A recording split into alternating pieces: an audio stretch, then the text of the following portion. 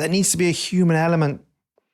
But there is humans who need to, with all this tech, all this stuff, we need humans as well, surely, to know and how to, and that's one thing I keep in my own future plan. I'm like, there can never not be a human in our, like we have a Celeste, or we have, you can make that a bot, for example.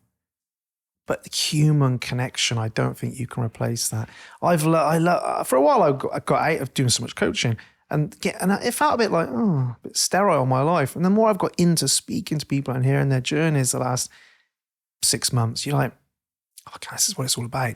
This human to human connection. Surely tech can't replace that. Well, there must be something where I know, if I just know you're not a human.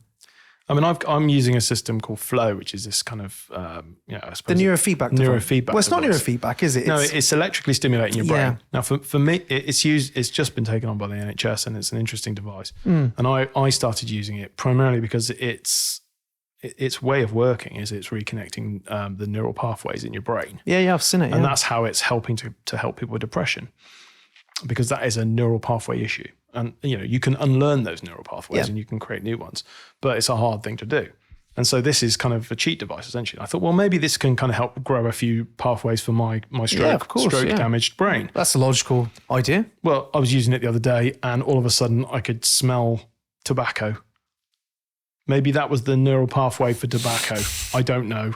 Or maybe one of your kids is smoking. There's a good chance they were smoking a pipe out. Little 10-year-olds out the back. Yeah, totally. You're like, I could smell tobacco. She's like, brilliant, Dad. Well done. No, it's honestly, like, all that brain stuff's fascinating. And I think, you could easily turn Unbreakable Pathway into an AI generated app.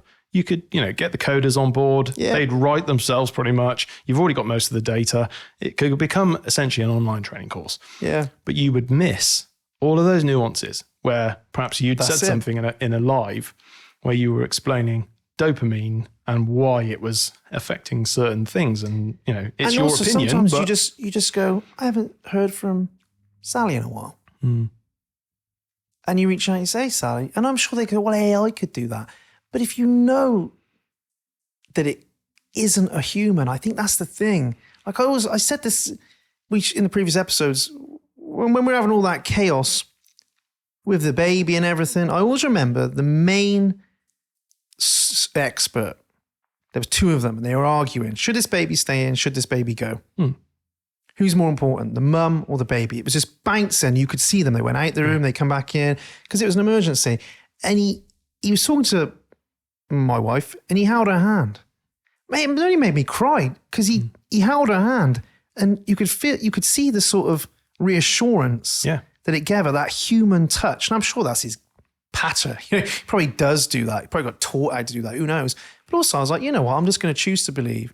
No, they're really not taught that. You're a human being, and you've just seen this situation, and you've reassured her through your tone and your touch, Tana, it's going to be all right. And you've held her hand. I don't think you can replace that with tech, surely. No, and I think there's this balance where the tech, and this is fascinating for engineering, it's fascinating for science and health and all the things that we've got coming in the future. There's this way of integrating the tech. So if you think about what a doctor learns when they become a doctor, essentially they're putting Google in their head. They're learning the 50 different ways you can get cancer. They're learning the 50 different pathways that a particular thing takes when it's in the body. And they're using their brain, which is a massive supercomputer, to sieve out the right choice. It's essentially a giant flowchart in their head. Yeah, this is what we need to do here. Yeah. So if you've got this type of cancer, current science says the way we treat this is X, Y, and Z, and you do these steps, and on you go. Now, you could argue that you could automate that, and what will happen is that they will automate it. So you'll feed in your symptoms, or there'll be some sort of chemical sort of test or a system that they use.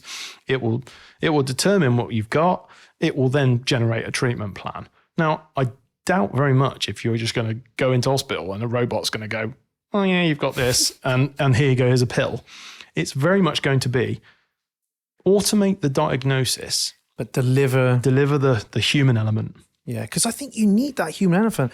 I'm not joking. It reassured, it gave me a sense of, I can't even describe it. It brings you back down to earth. It gave me a sense of like, God, that's a human being. Like it just a connection that felt meaningful. I mean, and reassuring. After my stroke, I was incredibly emotional. I couldn't straighten a thought to save my life. And a lady walked in and she just, again, held my hand. And she looked me in the eye and she said, "You're going to be all right." Yeah, you just need to hear it, don't you? Yeah, it makes me well up. Yeah, but it is like, that can't be replaced in tech, I don't think. No. There's no way a robot's going to wheel itself in and go, "You're going to be all right, mate." You're going to just go, "Yeah, all right, mate, whatever." I think like another human being, don't you? Heart to heart, in a sense. But imagine when human beings all get on the same page for the greater good. We sound like the Beatles, mate. Imagine all the people. Imagine all the people. But for the greater good, towards a common shared goal. Yeah. That moves mountains. And it has done over the history of the world, isn't it?